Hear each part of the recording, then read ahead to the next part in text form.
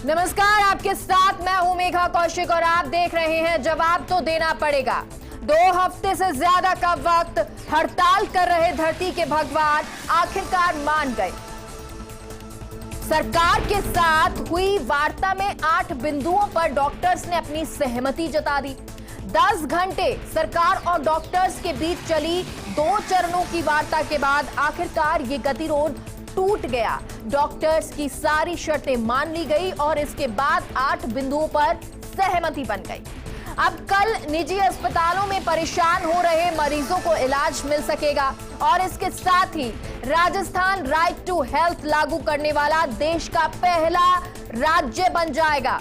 समझौता के अनुसार अब सरकार के रियायती दरों पर जमीन लेने वाले अस्पताल, पीपीपी मोड पर चलने वाले निजी मेडिकल कॉलेज और वैसे अस्पताल जो ट्रस्टों द्वारा चलाए जाते हैं, उन सभी पर आरटीएच के नियम लागू होंगे और इसी के साथ 7 और बिंदु जिन पर सहमति बनी। लेकिन क्या इसी के साथ अब जो राजस्थान है वो स्वास्थ्य के क्षेत्र में आगे बढ़ेगा? ये आज चर्चा।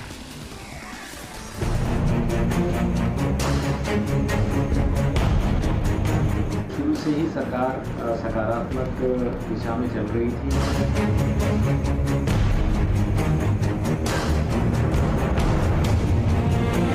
प्राइवेट डॉक्टर्स की जो मांग थी बिल वापस लेने की, उन्होंने बिल को मान लिया। उनके जो कुछ सुझाव थे उस पर सहमत हो गए। जो सुझाव है वो मान लिया। चिकित्सालयों को इस आरटीएच कानून से बाहर कर दिया गया है। ये कानून सिर्फ सरकारी अस्पतालों में लागू होगा। विरोध दिवस विजय दिवस के अंदर मनाया जा रहा है। तो राजस्थान को चिकित्सा का अधिकार मिला है और इसी के साथ में जो डॉक्टर्स रोष दिखा रहे थे वो खुश भी हैं। ये भी कह रहे हैं कि ये आरटीएच सरकारी अस्पताल के लिए होगा या कुछ हॉस्पिटल्स जो इसमें रखे गए हैं, कुछ नॉर्म्स इसमें हैं। वहीं जैसे जैसे ये सहमति सामने आई, खुशी तो थी, लेकिन अब 2 फाड़ एक बार फिर होती नजर आ रही है। आज चर्चा इस पर करेंगे और हमारे साथ चर्चा करने के लिए स्टूडियो में मौजूद हैं डॉक्टर अशोक यादव हैं, बीजेपी नेता, डॉक्टर संजीव गुप्ता, मीडिया प्रभारी आईएमए, और साथ ही साथ सहयोगी जियाउद्दीन भी हमारे साथ जुड़ गए हैं। क्योंकि जो 2 फाड़ का जिक्र हम कर रहे हैं, जो शाम होते होते, जो खुशी सुबह थी वो शाम होते होते 2 फाड़ में बदल गई। जियाउद्दीन, क्या अभी भी ये आक्रोश नजर आ रहा है?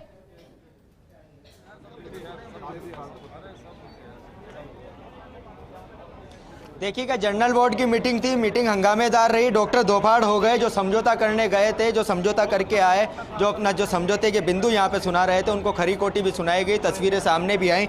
वो जिम्मेदार लोग मौजूद हैं जो जीबीएम के अंदर मौजूद थे। सर, फिर से समझौता तो हुआ लेकिन आप लोग एक राय हो ही नहीं पा रहे। देखिए, मैं बता दूं कि सरकार से जिस तरीके से हमारे कुछ प्रतिनिधि मंडल के लोग रात को, कल रात जो गई है उसमें 3-4 बजे उनके साथ मौजूद थे। फिर सुबह भी हमारे डॉक्टर विजय कपूर जी भी जाकर के चीफ सेक्रेटरी के लेवल पर मीटिंग में शामिल हुए। उसके बाद एक एमओयू तैयार हुआ जिसमें हमारे कुछ डॉक्टर्स ने साइन किया कि हम इस एमओयू को मान्य करते हैं।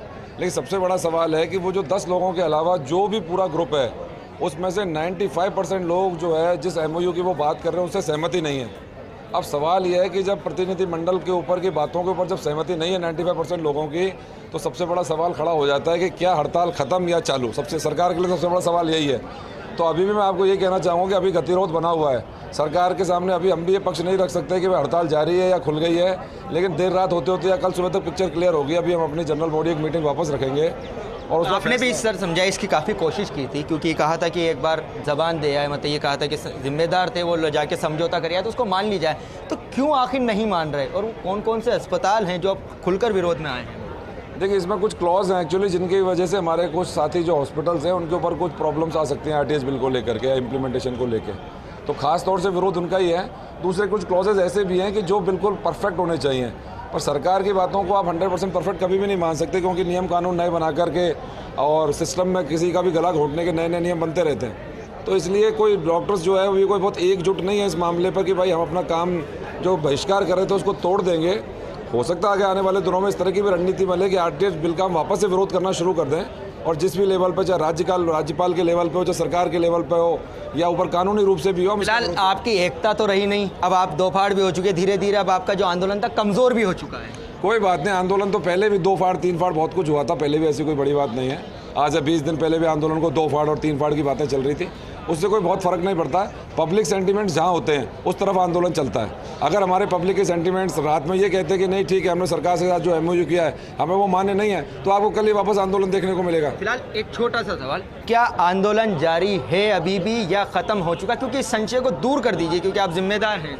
अभी मैं आपको बता दूं कि अभी स्थिति गतिरोध की बनी हुई है और ये आंदोलन जारी ही है, क्योंकि कोई भी व्यक्ति, कोई भी डॉक्टर इस वक्त काम पर वापस लौटने को तैयार नहीं। अगर काम पर लौटने को तैयार होते तो लोग इतने यहाँ नहीं होते भी, आप समझिए।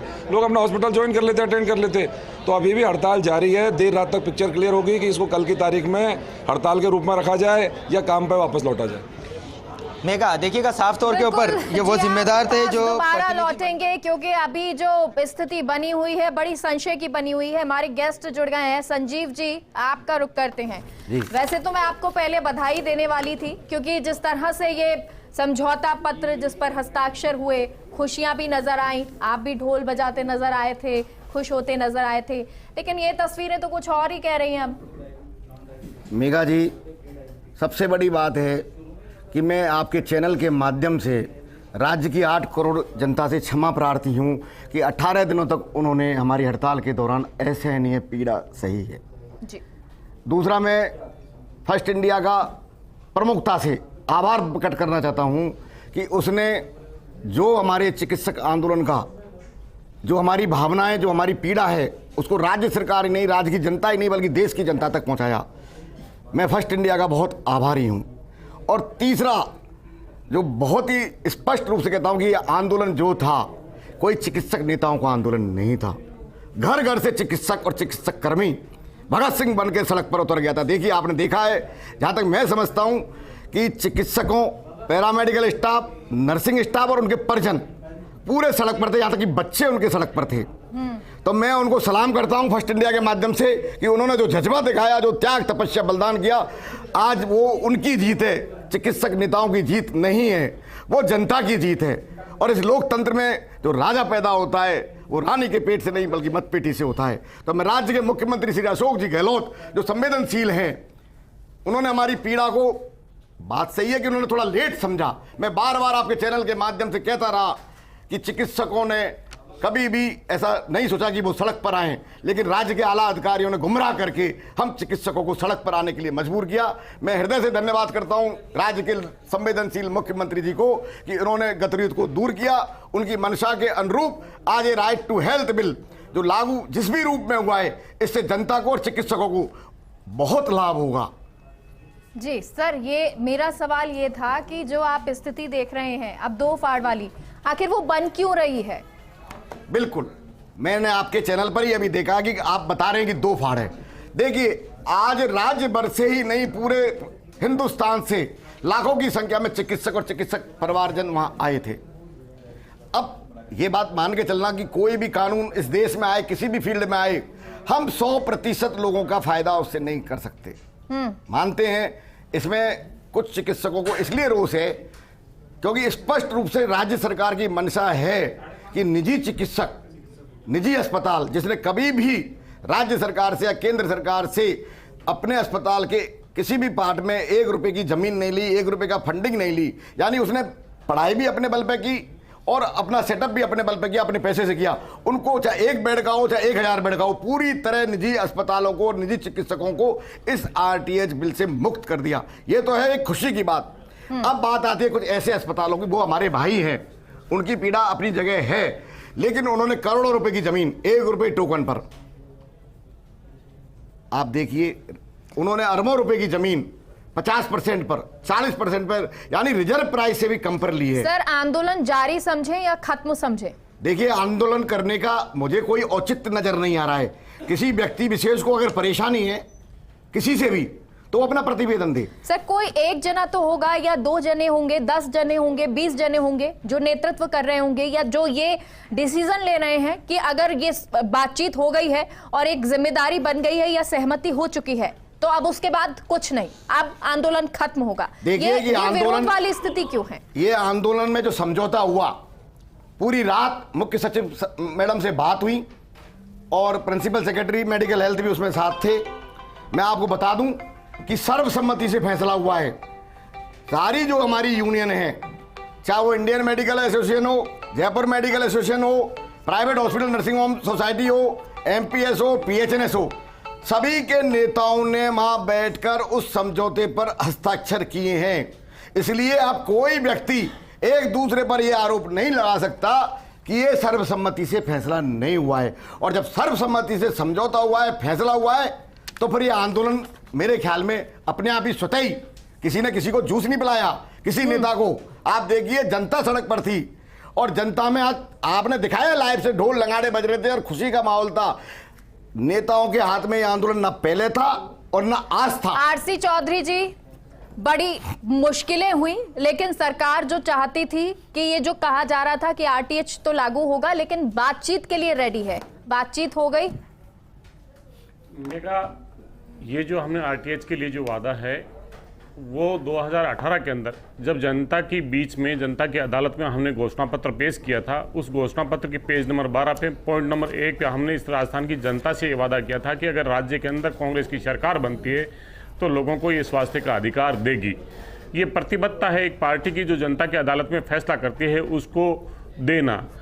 आप आरटीएच जो बिल है वो हम सितंबर 2022 में जब लेके आ रहे थे, इसके जो स्टेक होल्डर्स हैं, जो डॉक्टर हमारा इस परिवार का एक हिस्सा हैं, उन्होंने इस बिल के कुछ पॉइंट्स को लेके, कुछ बिंदुओं को लेके जो आपत्तियां की, उसको हमने प्रवर समिति के पास में भेजा। प्रवर समिति के मुखिया उस समय नेता प्रतिपक्ष भारतीय जनता पार्टी के नेता गुलाब सिंह जी कटारिया और भारतीय जनता पार्टी के कई वरिष्ठ नेता और तमाम राजनीतिक दलों के लोग थे। सबसे बड़ी बात जो डॉक्टर संजीव जी ने कही, निश्चित रूप से सूबे के जो मुख्यमंत्री अशोक जी गहलोत हैं, वो हम सब 8 करोड़ जनता के अभिभावक हैं, डॉक्टर भी वो एक उसका हिस्सा हैं। उनकी बातों को सुनना, आधी रात को उनके लिए दरवाजे खुले रखना, और किसी भी लोकतंत्र की यही खूबसूरती होती है कि उस तमाम स्टेक होल्डर्स के साथ में बातें की जाए। और किस प्रकार से हमारा जो पहले से ही एक दिन से जो मकसद था कि इससे जो मरीज हैं और डॉक्टर्स हैं उनके रिश्तों के बीच में पारदर्शिता आएगी, मधुरता बढ़ेगी, संबंध और प्रगाढ़ होंगे और मजबूत होंगे। और आप और हम सब जानते हैं कि जिस प्रकार से हॉस्पिटल्स के अंदर प्राइवेट इन्वेस्टर्स एक बड़े प्ले के तौर पे आए हैं और वो इसे एक लाभांश का हिस्सा बना देते हैं। आज मैं ये कह रहा हूँ कि ये जो सरकार के बीच में एक ऐसी सोच और विचारें आई जो जनता को गुमराह करने का और डॉक्टरों को गुमराह करने का प्रयास किया। चाहे हमने निःशुल्क दवा योजना लेके आए थे, तब भी भारतीय जनता पार्टी के नेताओं ने कहा कि ये दवा नहीं जहर है।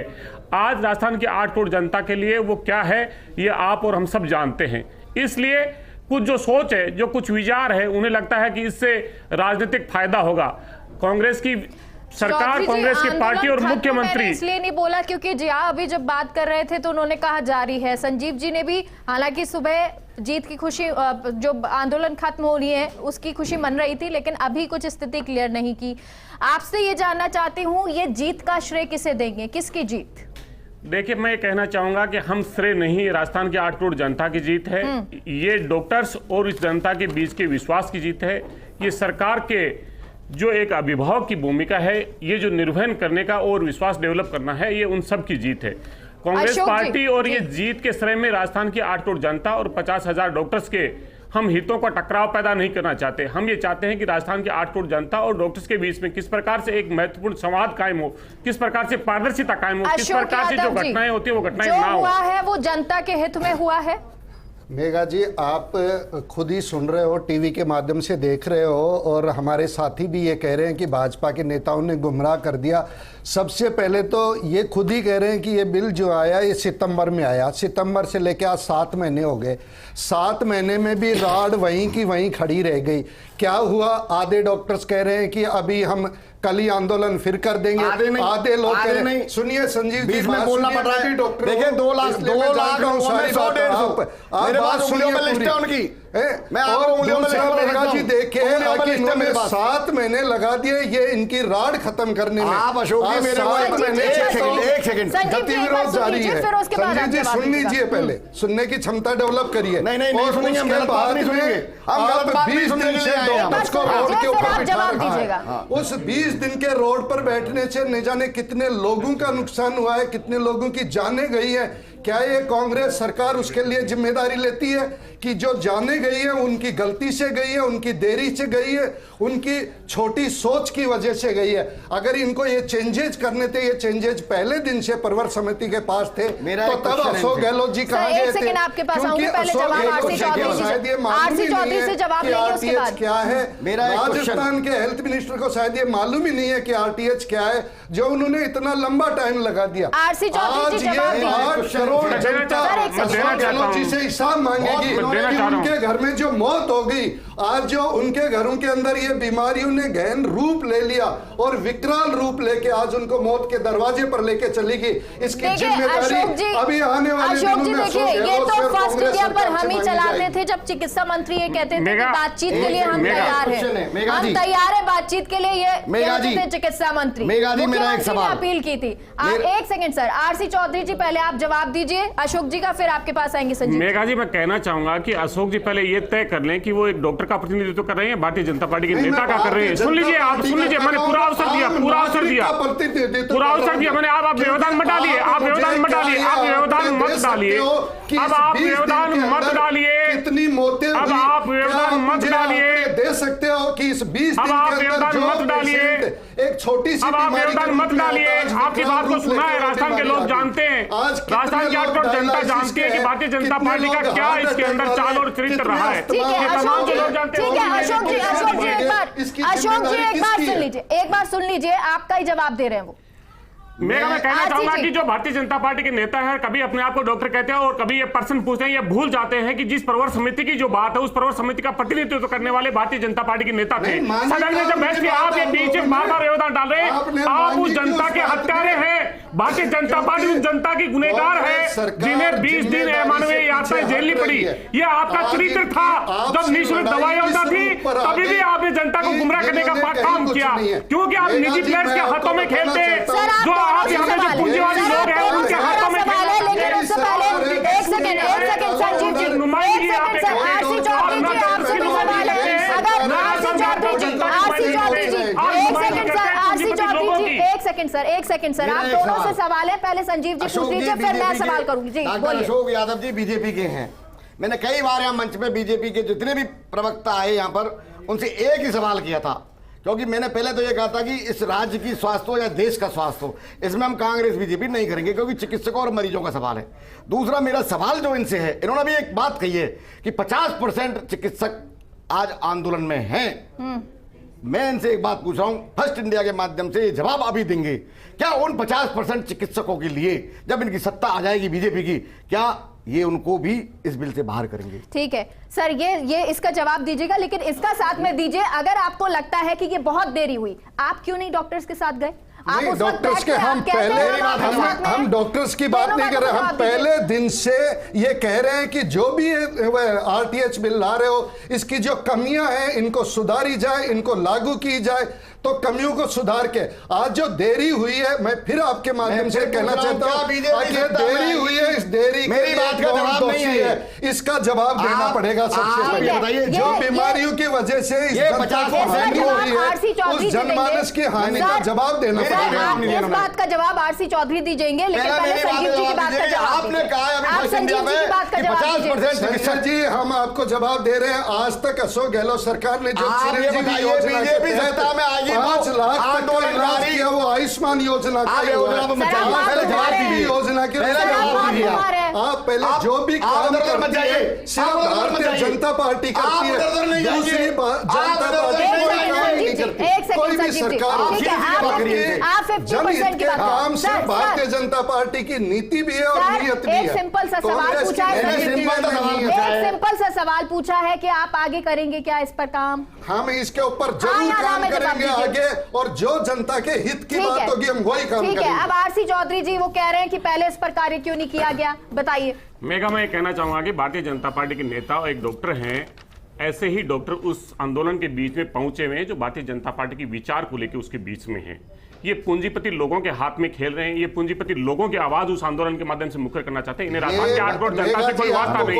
हमने आपको हमने आपको वादा नहीं डाला। ये बार-बार जब भारतीय जनता पार्टी के नेता और प्रवक्ता बीच में बोले तो इसका मतलब ये समझ लीजिए उनके पास में कुछ नहीं है, वो जनता को सिर्फ गुमराह करना चाहते हैं। इन्हें ये पता ही नहीं कि प्रवर समिति के अंदर उस प्रवर समिति के अध्यक्ष भारतीय जनता पार्टी के नेताओं ने की थी। सिर्फ भारतीय जनता पार्टी ने सदैव कहा, चाहे हमने निःशुल्क दवा योजना लेके आए, निःशुल्क जांच योजना लेके आए, निरोगी राजस्थान योजना लेके आए, मुख्यमंत्री चिरंजीवी योजना लेके आए, तमाम जब योजनाएं लेके आए, राजस्थान के 8 करोड़ जनता के जब हक देने की बात हो, हक देने की बात हो, तब ये भारतीय जनता पार्टी के नेता नहीं ले पाए। ये भारतीय जनता पार्टी के नेता आप आरोप प्रत्यारोप दोनों लगाते हैं। चिकित्सक हड़ताल की बात सर एक सेकंड, आप ऐसे आप आरोप लगाएंगे तो डिबेट का तो कोई मतलब नहीं है।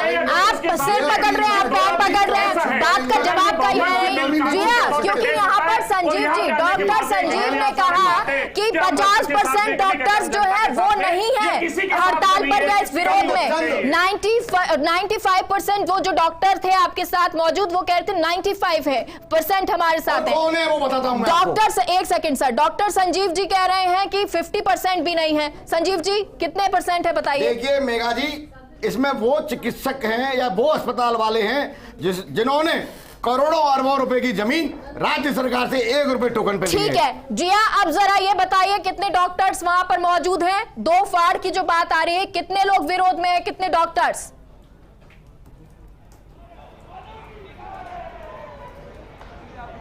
देखिएगा कि अगर बात की जाए तो जो दिन की तादाद थी, अगर उस तादाद से अंदाज़ा लगाया जाए तो यहाँ पे तमाम जो डॉक्टरों की जो तादाद है वो 150 से भी ज़्यादा नहीं है। 100-150 से और रैली में थे 2 लाख डॉक्टर यहाँ पे मौजूद हैं। फिलहाल 2 से 4 ये बताया जा रहा है कि अब ये डॉक्टरों की जो तादाद है धीरे धीरे कम होती जा रही है।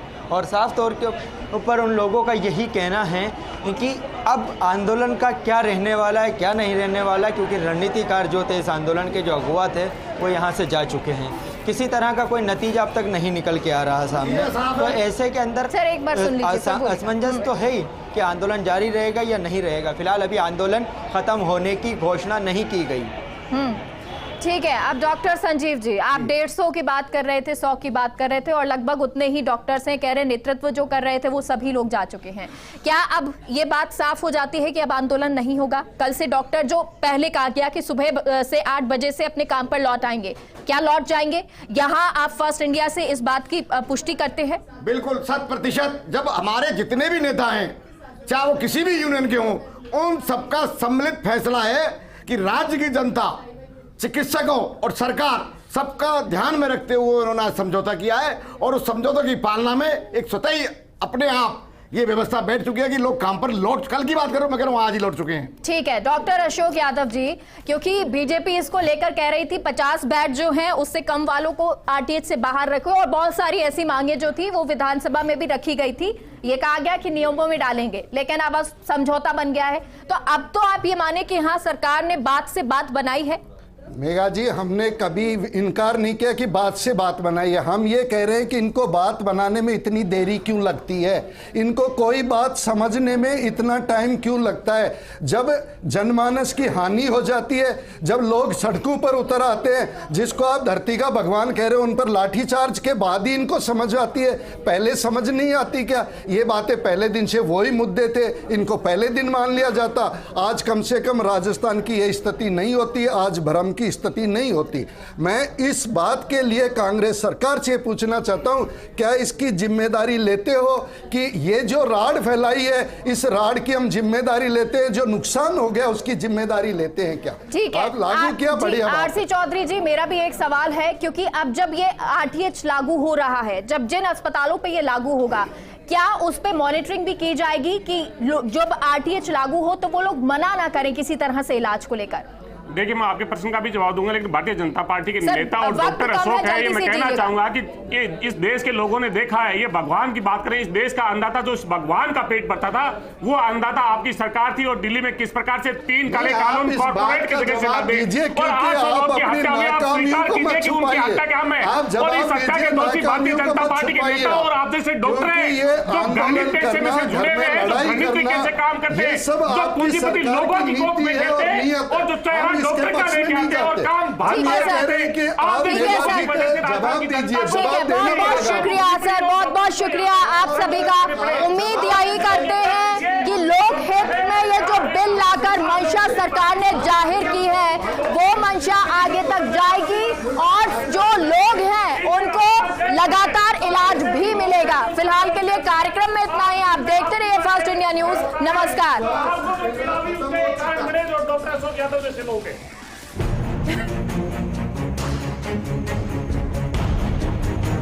शुरू से ही सरकार सकारात्मक दिशा में चल रही थी।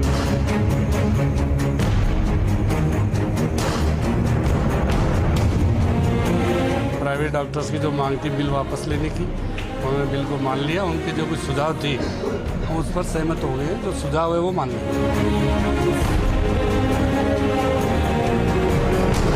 सभी निजी चिकित्सालयों को इस आरटीएच कानून से बाहर कर दिया गया है। ये कानून सिर्फ सरकारी अस्पतालों पे लागू होगा। विरोध दिवस विजय दिवस के अंदर मनाया जा रहा है।